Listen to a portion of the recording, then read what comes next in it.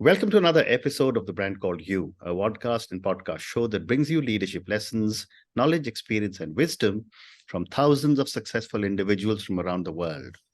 I'm your host, Ashutosh Garg, and today I'm delighted and privileged to welcome a very accomplished professional from Toronto, Canada, Mr. Germain St-Denis. Germain, welcome to the show. Thank you very much, Ash. Pleasure to be here. Thank you. Germain is an architect of people first, and you can see it on the logo behind on his left, just above his left shoulder. He's a leadership consultant, a career development coach, and a mentor. So, Germain, before we talk about leadership and coaching, tell me about your own journey in brief. Okay, so I've had a very, very good career. Started off as actually I was born and raised in Eastern Ontario, so I've always lived in Canada. Studied computer science and started off as a technical resource. Quickly became more interested in the business application, the architecture, the systems, and the impact on the people when technology was implemented. And that has stuck with me. So I've had roles, very great roles with consulting firms, with large software and cloud providers such as Oracle, which is where I worked for the last 8 years before I decided to give up my full-time corporate job and take some time to enjoy life, travel. But like you, I think I like to give back, and I miss the people. So I'm doing work as a freelancer, some of it on a pro bono basis, some of it on a paid basis, but I hope it helps other people. And tell me a little bit about people first. Well, I'm a big fan of servant leadership, which you may have heard before. People first principles. And basically what they mean is that in order to be successful, the most succinct way I can put it is that in order to be successful as an organization, you have to train and equip your people. Then you have to trust and empower them to get the job done. And that's the people first aspect. And it's very, very successful. It works. Absolutely. So let's talk a little bit about leadership. Let me start by asking you the first question. What are some of the key leadership skills that you think are essential in the current work environment? That's a really good question. The required leadership skills have changed. And I think if we think about the pandemic, what we did over the past 3 years, the world has gone through tremendous change, and sometimes innovation and technology being, kind of quote, forced on people because we had to, like, work from home and all these things. So to me, the most critical leadership skill today is flexibility. And by that, I mean that you have to make arrangements that suit your organization as a leader, but you have to be flexible because there's no cookie cutter approach, right? So we still hear all this discussion about hybrid, work from home, return to office policies, all the controversy around this, and some impose it, some don't. Really, that shouldn't be the case. I think flexibility and a focus on helping your people to get the work done, helping your people to get the results. To me, those are the key things. Very interesting. And, based on all the work that you've done with leaders, what are some of the common misconceptions about leadership that you have encountered? I think leadership is one of the most misunderstood roles. Number one is too many people think it's about giving orders. And unless you're in the military, okay, that's different, or, but in an office environment or most other work environments, it's not about that. So misconception that you give orders, that maybe it's nice to have the title, there's some prestige. Oh, I'm a manager, I'm a director, I'm a vice president, I'm an executive. Oh, that's all good, and I'm fine with that. But also comes with responsibility. That's very misunderstood, right? It's a lot tougher than people realize, and you have to fight for your people. in the background when nobody really will see it, except that your team will benefit. And we have a lot of young viewers and listeners. So, what are some of the actionable steps that someone can take to start developing leadership abilities? Mm. Actually, I've had the privilege to work a lot with the younger generation. Mm-hmm. I also mentor occasionally University of Toronto students who take management consulting courses. I work with people who were new grads right out of school, first job during the pandemic. That was a challenge for them, much more than others. And I've worked with what you might call emerging leaders, people who will be leaders in a few years. The best things they could do, I think, is number one is to get a mentor. Within your organization, your manager should be your coach, but that's not always the case. So get a mentor. They don't have to pay necessarily. A lot of us will they will mentor a young individual at no charge. We're happy to do it. And take some initiative, look for things where you can maybe make a difference, contribute to something, something in addition to doing your job well. Take some courses, ask for advice. You've been an executive. If somebody calls you and says, "I'd like your advice on this or that," generally you'll accept. Right? You're not going to say, "Oh no, I can't talk to you." So those are things that they can do, I think, to get the ball rolling. Very interesting. And what would you say, Germain, is the difference between managing and leading? Well, to me, managing is more managing tasks, whereas leading, you're leading people. So is it task-oriented or are you people-oriented? If you're task-oriented, you're more like a project manager. You may have an executive title, but you're still more of a project manager. Correct. Do this, do that, you do this. And also managers often, those who are strictly managers, want to micromanage. Whereas if you're a leader, you explain to your people what needs to be done. And as I said, try and equip them and then give them some flexibility to get the results that you want. They have some ideas. Let's see what they have to say. There's a big difference, actually. The leader, a true leader, it's much more collaborative, I think. And therefore, you can usually get better outcomes that way. And when we talk leadership, a buzzword that is often being talked about is emotional intelligence. Help me understand the concept of emotional intelligence and why is it important for leadership? That's something that I actually discovered probably around 2000. I never really was close to that term, but around 2000, I bought a book by a gentleman called Daniel Goleman, I believe.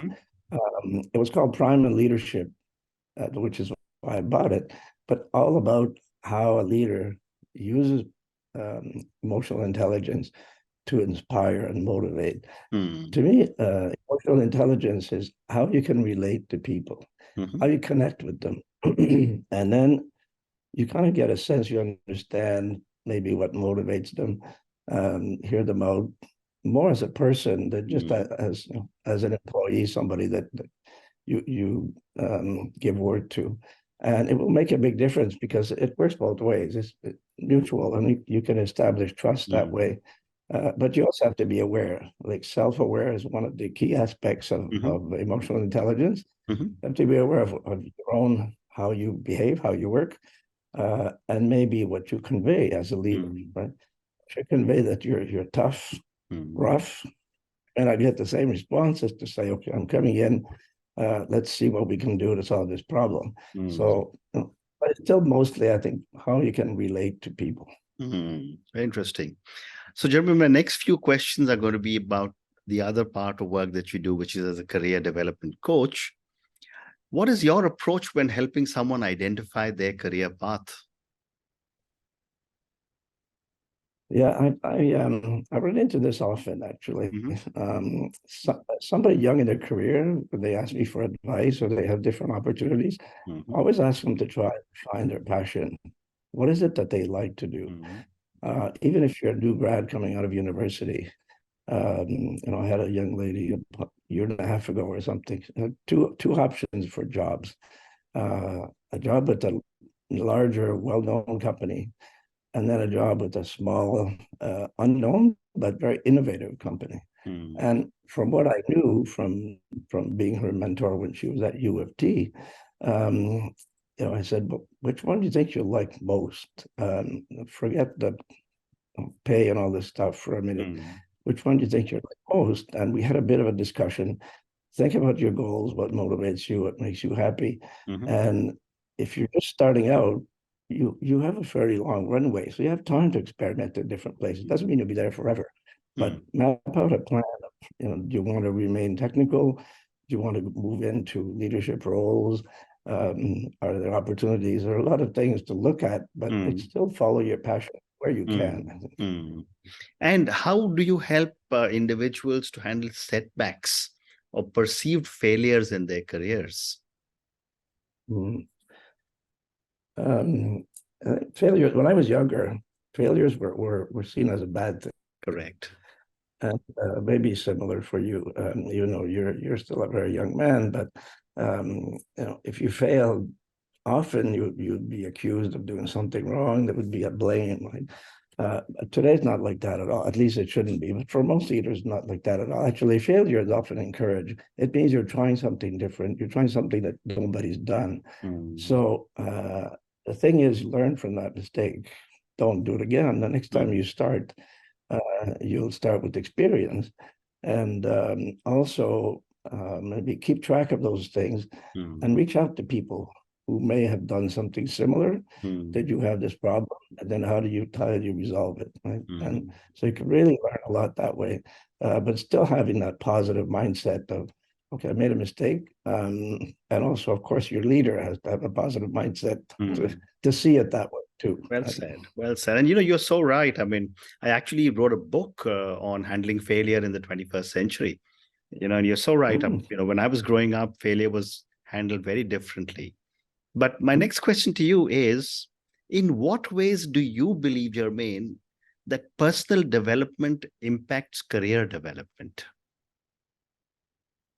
I think the two are very, very closely tied. Perhaps there was a time when you could absolutely separate your work life from your personal life. Of course, it depends on the field of work, but all the work that I've done and a lot of the people I know, there's still a connection between the more you want to develop yourself as a person, you want to learn, you want to become either a better person, or you want to keep up with all the trends and changes, which is always good because things move.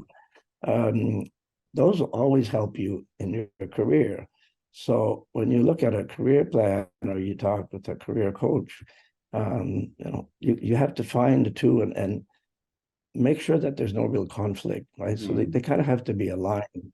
If your personal development is all towards one specific area, but yet your work totally takes you in a different area that you don't like, then time to consider maybe a different role. You don't necessarily to change your personal. I think your personal development should come first, and your personal ambition should come first, and your work should support it, right? Very interesting. And what are some of the specific challenges that women and other unrepresented groups face in the workplace, and how can they overcome them? Yeah, this is still a problem that I must say that I have not run into that as much as other people. Maybe it's in the world that I worked in was not as prevalent. There's still quite a few women in the tech and consulting space that I've worked with. And when I was in a management consulting practice, some of the best consultants that I had on the team were women.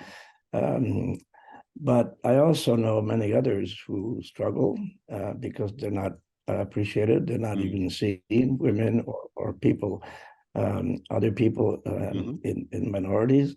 They're just not appreciated. Right? So it's hard to go to your boss and say, well, you're neglecting me, blah, blah, blah. Some of them may not like that. They may not take it positively. And that's a real challenge, I know, and it varies probably from country to country, or at least culture to culture. But I think if they can demonstrate or come with ideas to show that even though they have a different background or they're in a different space, what can they bring to the table? Maybe a different perspective, different experience they've had. And you have to say, well, what about this? I've run into this before. And there's something we used to do this way where I worked in the past. If there's always something you can bring that will show some value and that you contribute as a member of the team, I doubt that anybody is going to push back on that. And actually, the good leaders should encourage it, right? And I also talk about, the quiet people. The people are introverts, and it's the same thing. If you're an introvert, you're often just invisible because most leaders, unfortunately, prefer to work with the high performers, which is true. But there may be high performers you don't see just because they're quiet. Correct. Right? And that's a whole different topic. But I think the same idea applies, right, to women and other minorities. Well said. And what advice would you have for someone who feels stuck in their career?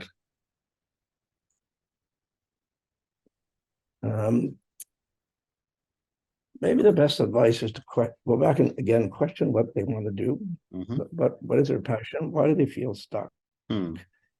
They feel stuck because they're not getting ahead, getting promotions or getting more interesting work, or do they feel stuck because work is no longer rewarding? Maybe they chose a career path and it's no longer rewarding. Right? I was on a podcast recently with a very nice and very accomplished gentleman, and he's a medical doctor, but he doesn't work in medicine because after a while decided that's not my path, right? So you have to start with what is it you want to do and how can you get there? And it may mean a change in roles in the same company, or it may be a change in company, or maybe a change in career completely. Right? It's always asking the question, why am I questioning this? Or why is a person saying that they're stuck? It could be something that they should do differently, and a coach will help them with that. Right? And it could be something that totally different that they should be pursuing.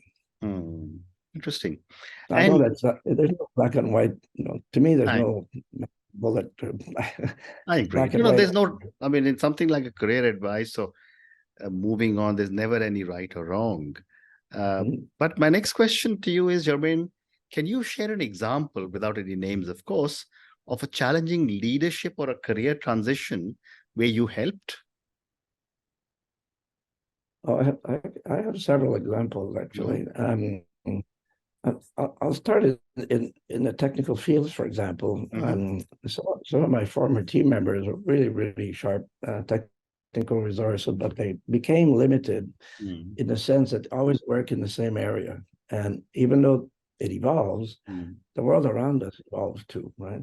So one of them, came to me and said, "But what should I do? Should I just continue to grow with this, or what should I do?" And I said, "You have so much potential, and you learn new stuff so easily. Why don't you branch out and look at the surrounding developments and branch out in one of those?" And he did, and he quickly became an expert in other areas and loves it.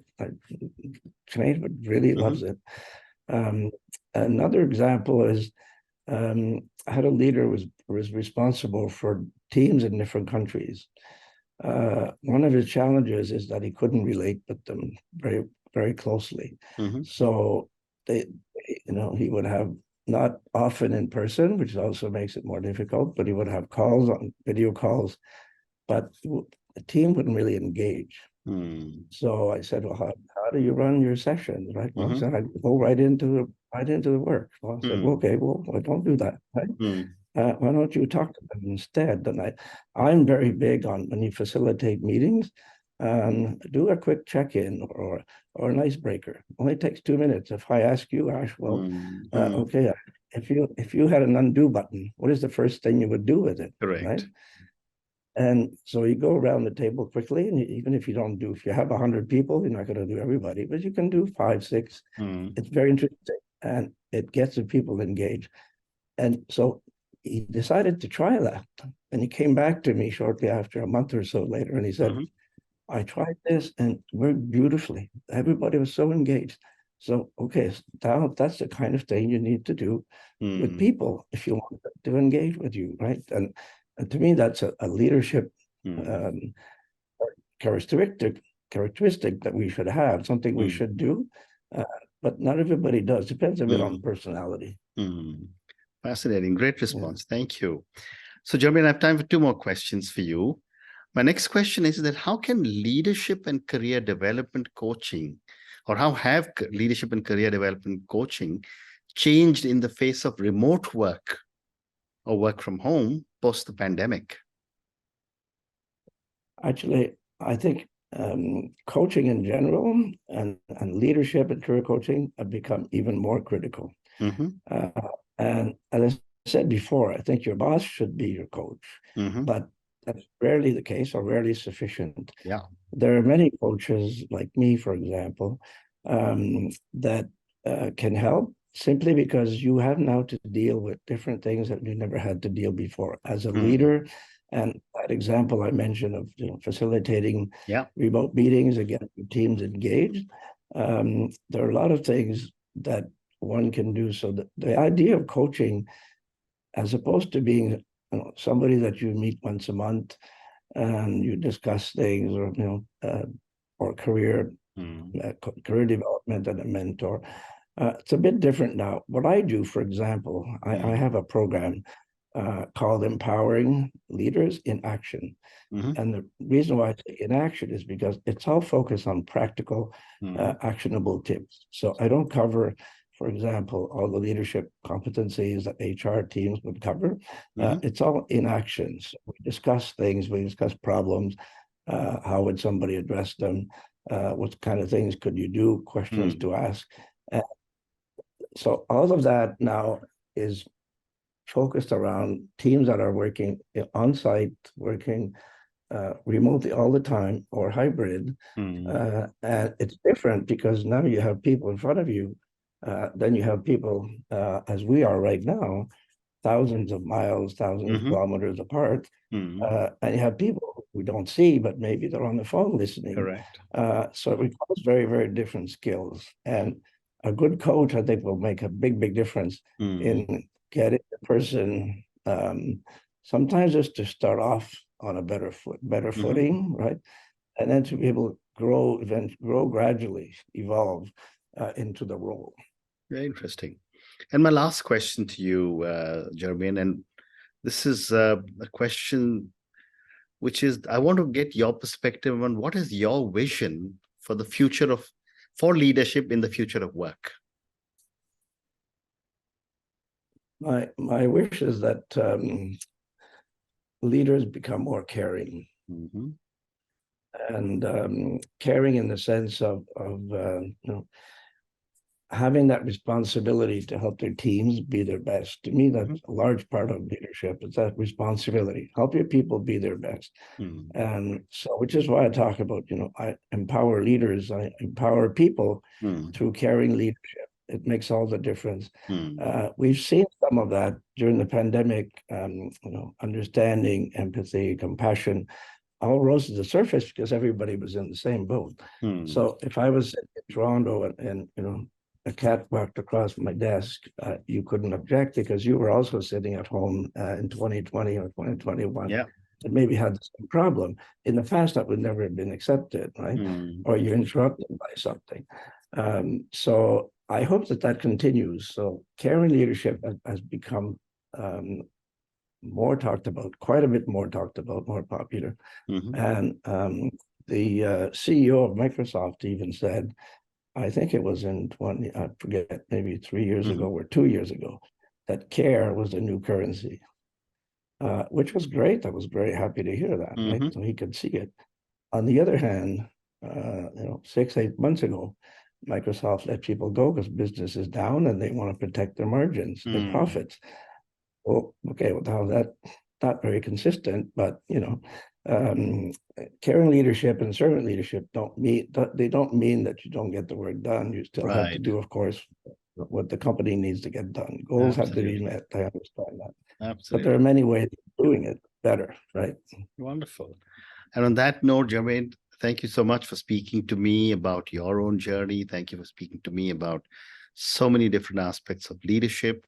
Thank you also for speaking to me about careers. And you gave me some very interesting thoughts, which I'm sure my viewers and listeners would love to think about on career development. Thank you once again for speaking to me, and good luck to you. Thank you very much. It's been a pleasure, and I hope that your readers find this interesting and useful. Thank you. Thank you for listening to the Brand Called You videocast and podcast, a platform that brings you knowledge, experience, and wisdom of hundreds of successful individuals from around the world. Do visit our website www.tbcy.in to watch and listen to the stories of many more individuals. You can also follow us on YouTube, Facebook, Instagram, and Twitter. Just search for the Brand Called You.